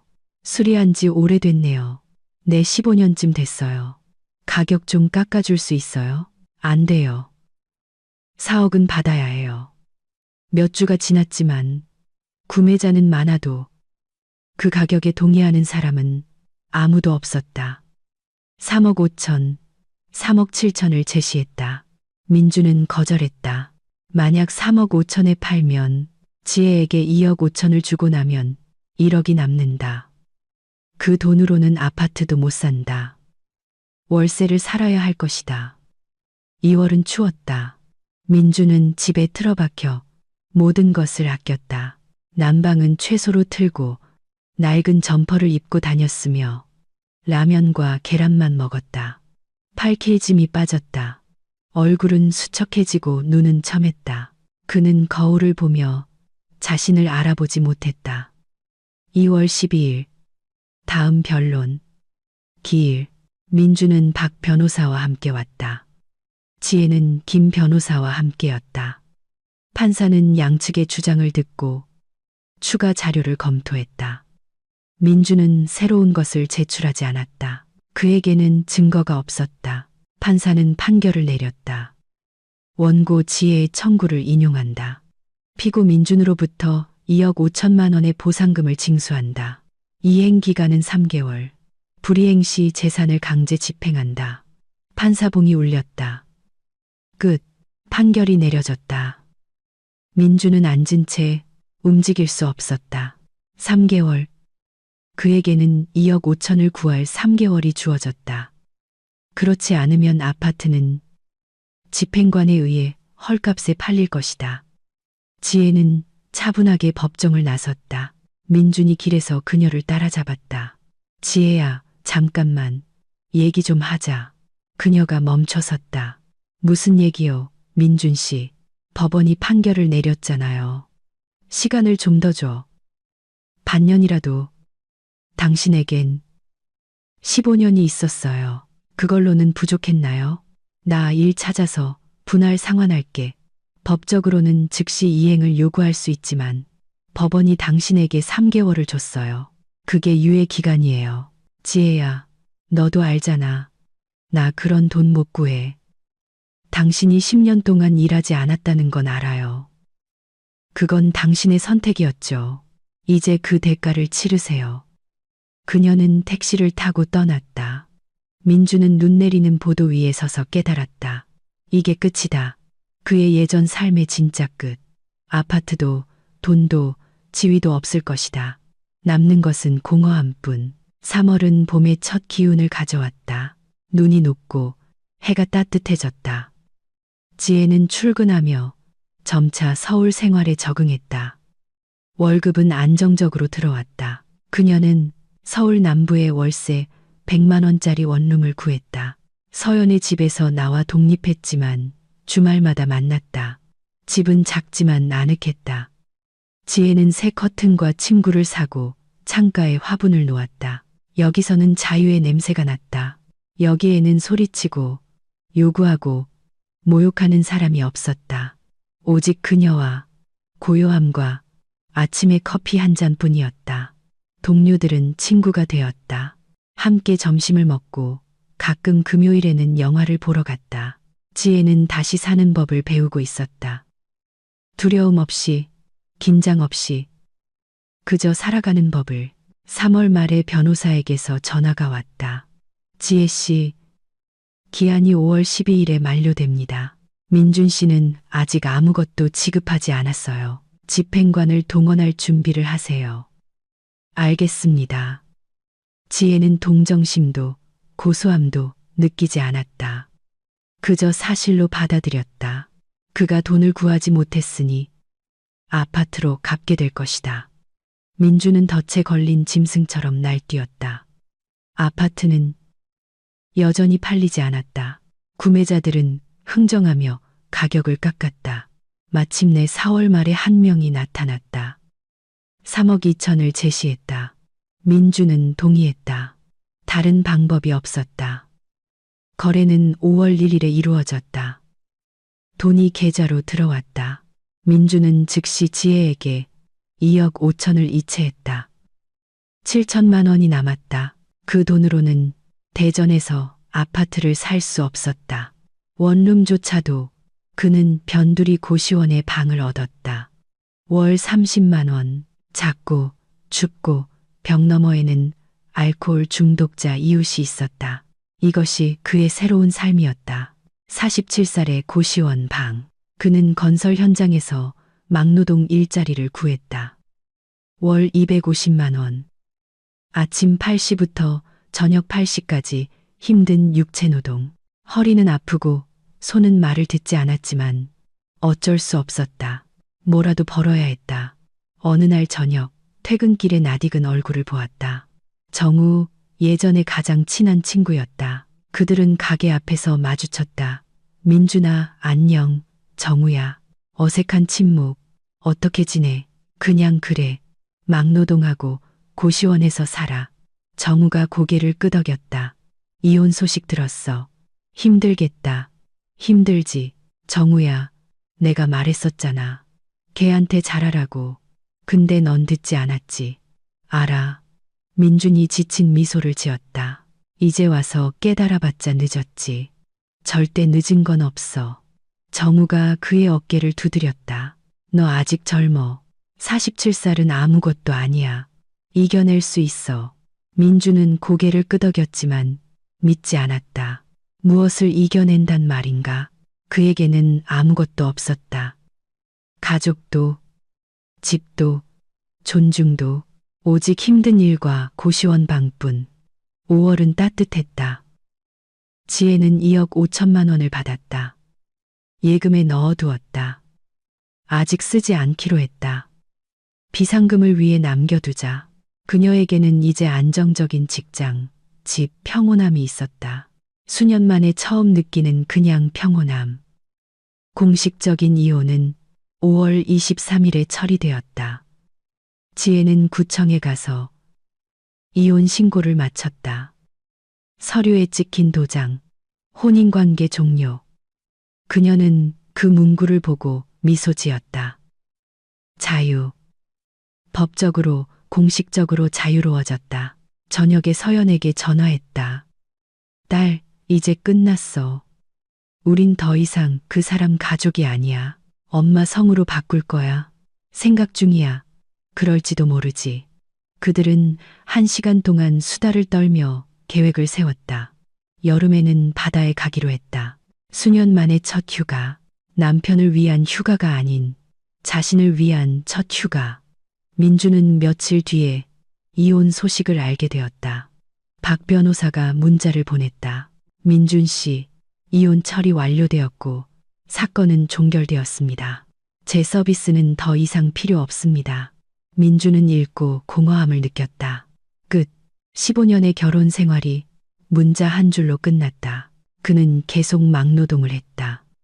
날들은 하나로 합쳐졌다. 아침 6시에 일어나 저녁까지 일하고 고시원으로 돌아와 컵라면으로 저녁을 때우고 삐걱거리는 침대에서 잠드는 생활.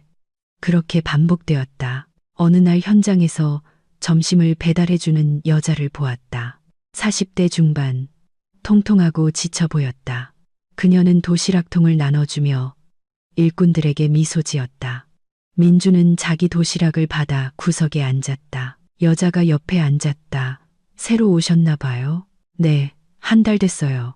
힘들죠? 힘들어요. 그들은 이야기를 나누었다. 그녀의 이름은 희진이었다. 이혼했고 아이가 셋이었다.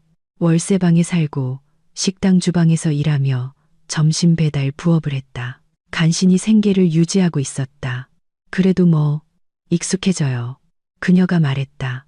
중요한 건 포기하지 않는 거죠. 민주는 그녀를 보며 생각했다. 이게 바로 진짜 삶이구나.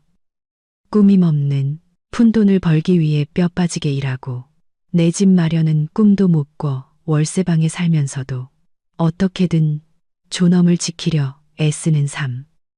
그는 15년을 환상 속에서 살았다. 단지 남자라는 이유만으로 더 나은 대우를 받을 자격이 있다고. 아내가 자신을 부양하고 시중 들고 참아야 할 의무가 있다고 생각했다. 환상이 무너지자 그는 아무 가치도 없는 존재라는 것이 드러났다. 정말 아무것도 아니었다. 6월은 더위와 함께 왔다. 지혜는 휴가를 냈다. 그녀와 서연은 강릉으로 가서 호텔 방을 잡고 해변에 가고 바다에서 수영했다. 지혜는 선베드에 누워 파도 소리를 들으며 행복을 느꼈다. 그냥 행복했다. 이유도 명분도 없이 자유롭기 때문에, 자신을 위해 살기 때문에. 엄마, 그 사람 생각나? 어느 날 저녁 서연이 물었다. 가끔. 지혜가 솔직하게 대답했다. 처음에 그가 어땠는지 기억나. 하지만 그 사람은 죽었다는 걸 깨달아. 나를 모욕하던 그 사람만 남았고 동정할 사람도 없어. 만약 그가 사과하고 정말로 변했다면? 지혜는 생각에 잠겼다. 글쎄, 서연아, 그가 변했더라도 난 돌아가지 않았을 거야. 상처가 너무 깊어서 아물지 않아. 깨진 걸 붙이려 애쓰는 것보다 백지에서 새로 시작하는 게 나아. 그들은 햇볕에 그을리고 웃고 사진을 찍었다. 지혜는 SNS에 사진을 올리고 인생은 아름다워라고 썼다. 친구들은 좋아요를 누르고 댓글을 달았다. 많은 이들이 이혼을 축하했다. 그래, 이상하지만 그랬다. 사람들은 그녀가 짐에서 벗어났다는 것을 이해했다. 민주는 우연히 그녀의 사진을 보았다. 피드를 넘기다 발견했다. 바다를 배경으로 한 지혜. 햇볕에 그을리고 행복해 보였다. 옆에는 서연. 둘 다 미소 짓고 있었다. 그는 그 사진을 오랫동안 바라보았다. 그녀는 행복하다. 그 없이도 행복하다. 그는 12시간 교대 근무를 마친 후 흙과 땀으로 범벅이 된 채 고시원에 앉아 자신이 모든 것을 잃었다는 것을 깨달았다. 7월, 8월, 9월. 시간이 흘렀다. 지혜는 서울에 완전히 정착했다. 일은 잘 풀렸다. 이사님이 승진을 제안했다. 월급 500만 원의 격리팀 과장. 그녀는 수락했다. 더 많은 돈, 더 많은 기회. 그녀는 자신의 집을 위해 저축하기 시작했다. 계산해보니 월 150만 원씩 모으면 3년 뒤 400만 원이 모인다. 예금에 있는 2억 5천만 원에 주택담보대출도 받을 수 있다. 경기도에 방 2개짜리 아파트를 살 수 있을 것이다. 내 집, 마침내 내 집. 연애는 잘 되지 않았지만 지혜는 걱정하지 않았다. 혼자가 좋았다. 조용하고 평화롭고 스트레스 없이 언젠가 누군가를 만날 수도 있고 아닐 수도 있다. 그것도 괜찮았다. 중요한 것은 그녀가 선택할 자유가 있다는 것이다. 가을에 대전의 전 직장 동료에게서 전화가 왔다. 지혜야, 안녕. 거기서 잘 지내? 응, 말이야. 일하고 잘 살고 있어. 너 이혼했다는 소식 들었어. 잘했어. 진작 했어야지. 그들은 1시간 동안 수다를 떨었다. 마리가 소식을 전했다. 민준을 건설 현장에서 봤는데 막노동하고 고시원에서 산다고 했다. 온 동네 사람들이 걔 망한 거 다 알아. 불쌍하지도 않아? 마리가 물었다. 아니, 지혜가 차분하게 대답했다. 그가 스스로 선택한 길이야. 그의 추락에 내 잘못은 없어. 난 그냥 그를 끌고 가는 걸 멈췄을 뿐이야. 맞아. 우리 모두 널 지지해. 지혜는 전화를 끊고 생각했다.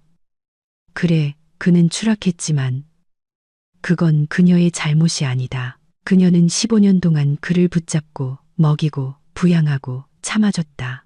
그녀가 손을 놓자 그는 가라앉았다. 스스로 헤엄칠 줄 몰랐기 때문이다. 12월. 새해가 다가오고 있었다. 지혜가 떠난 지 정확히 1년. 그녀는 회사에 앉아 연말 결산을 하고 있었다. 1년 전 그녀는 기죽고 지친 여자였다. 지금은 자신감 있고 성공적이며 자유로운 여자였다. 엄청난 차이였다. 12월 31일, 서연이 그녀의 집으로 왔다. 그들은 함께 요리했다. 샐러드, 닭고기, 파이, 웃고 수다 떨고 음악을 틀고 부엌에서 춤을 췄다. 지혜는 소녀가 된 기분이었다. 엄마, 내 인생 최고의 새해야. 서연이 말했다. 내 인생에서도, 딸. 자정에 그들은 발코니로 나갔다. 서울은 불빛으로 반짝였고 불꽃이 하늘을 수놓았다. 새해 복 많이 받아, 엄마. 엄마의 강인함을 위해, 우리를 위해 건배. 서연아, 우리의 미래를 위해 건배. 한편 대전의 차가운 고시원 방에서 민주는 홀로 앉아 있었다. TV에서는 명절 특집 프로그램을 방영했다. 식탁에는 값싼 소주 한 병과 빵 한 조각. 그는 술을 따라 마시고 창밖을 보았다. 창밖은 눈, 어둠. 1년 전 그는 지혜에게 소리쳤다. 야, 너 어디서 뭘 하고 돌아다니는 거야? 이 멍청한 개. 그는 그녀가 돌아올 줄 알았다. 어디 가지 못할 거라고 생각했다. 하지만 그녀는 그냥 떠난 게 아니라 그의 인생을 파괴하고 그가 가진 모든 것을 빼앗아갔다. 복수심 때문도 아니었다. 단지 공정하게. 그는 이제 이해했다. 지혜가 옳았다. 모든 면에서 옳았다. 그는 그녀에게 기생했고 이용했고 모욕했다. 그것이 영원할 줄 알았다. 하지만 인내심은 끝났고 그것이 끝나자 모든 것이 무너졌다. 민주는 또 술을 따랐다. 머릿속은 텅 비었다. 계획도 희망도 없었다. 오직 회색빛 현실, 고시원 방, 막노동, 외로움뿐. 이것이 그의 남은 인생이었다. 지혜의 인생은 이제 막 시작되고 있었다. 43살. 그녀는 2번째 기회를 얻었고 그것을 최대한 활용할 생각이었다. 자신을 위해 살고 매일을 즐기고 다시는 누구에게도 자신을 모욕하도록 내버려 두지 않을 것이다. 그녀는 자유를 위해, 강인함을 위해, 내가 해냈다는 사실을 위해 잔을 들고 마셨다. 새해, 새로운 삶, 새로운 그녀, 강하고 독립적이며 행복한, 항상 원했던 바로 그 모습으로